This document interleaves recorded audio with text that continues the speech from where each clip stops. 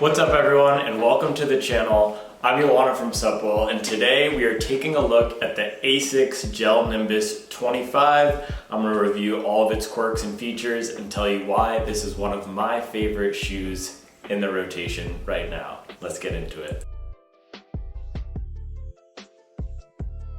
The ASICS Gel-Nimbus 25 is a max cushioned cruiser with 41.5 millimeters of stack in the forefoot. This thing is stuffed with FlyteFoam Blast Plus Eco, which is ASICS comfortable, premium, everyday running foam that's also in shoes like the Nova Blast and the Magic Speed 3 from ASICS. And here it's a slightly different formulation. They're calling it the FlyteFoam Blast Plus Eco because it has more bio-based materials, but it's essentially the same foam, the same compounds, with a nice, soft, bouncy plush feel.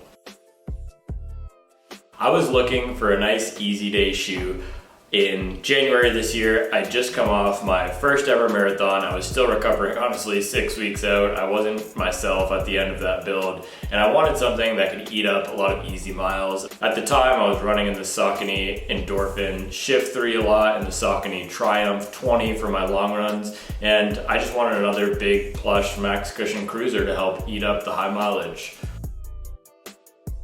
This thing is the most comfortable running shoe I've ever put on. I know ASICS did an independent study in a lab, I think in Australia, that actually verified that. It was a blind test with a bunch of runners, and I will 100% confirm that that is the case. The upper is padded around the heel collar, and it's this soft knit material. It has an oddly satisfying stretchy tongue.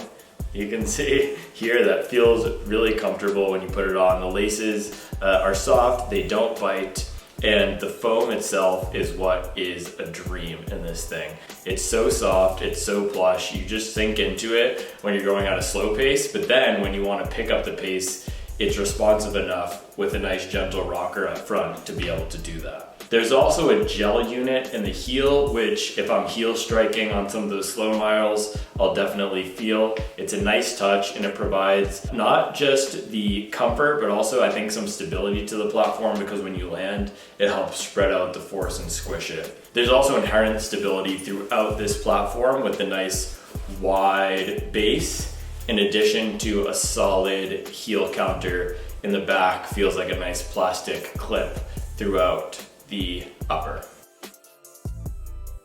The fit on these is roomy, and like I said, it will be the word of the video, the C word, comfortable. There's no other way to describe it other than that. It feels like putting a pillow on my feet. I've had no issues with fit in these. I've used merino wool socks, my standard socks, and everything feels great. It's true to size with a nice wide toe box for runners with wider feet.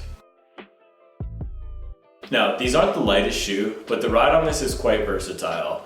Like I said previously, it feels really good at slow paces due to the high stack and the gel unit in the heel. But then when you want to pick it up, this nice curvature and gentle rocker up front make it easy to do that. So I've gone down to marathon pace in these things at the end of longer, medium, long runs, and it feels great. They sing. This foam is one of the most versatile foams I think I've ever run in. It really transforms and adapts to whatever's on the schedule that day.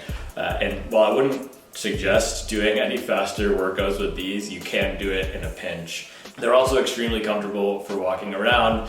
One of my friends took his kids to Disney, and this was his go-to shoe. So if you got a big trip coming up and you're going to be on your feet all day, highly recommend the Gel-Nimbus 25 for that.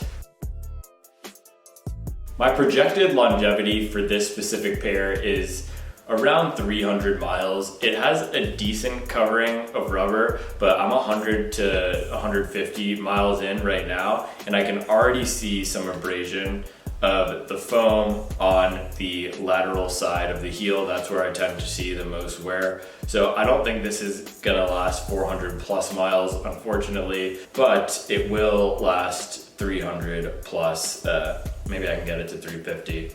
The forefoot rubber, it looks perfect. It's protected the foam really nicely. And my one complaint with these is they are so loud. I've never met a louder running shoe.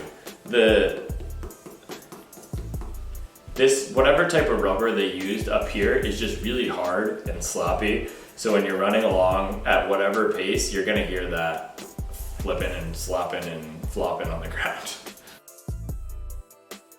Now, do I think the ASICS Gel-Nimbus 25 is worth the $160 price tag? The answer is an affirmative yes. This is the most comfortable running shoe on the market today. I would put it next to the Saucony Triumph 20 as a good comp if you're coming from Saucony's lineup. They're both great options for max cushion cruiser, but I would say this thing is a bit easier to control with your foot if you have some stability issues or you don't want to worry about where you're landing on the platform on your slower days. This takes the cake. The Saucony Triumph 20 has a nice bouncy, soft and cushion foam as well, but I think this takes the cake in terms of ease of running, which is the mission for me when I'm on my recovery days. Let me know what you think of the ASICS Gel-Nimbus 25 if you've got it in your rotation, and like and subscribe, follow along the journey. We'll be putting out many more reviews and content in the coming weeks.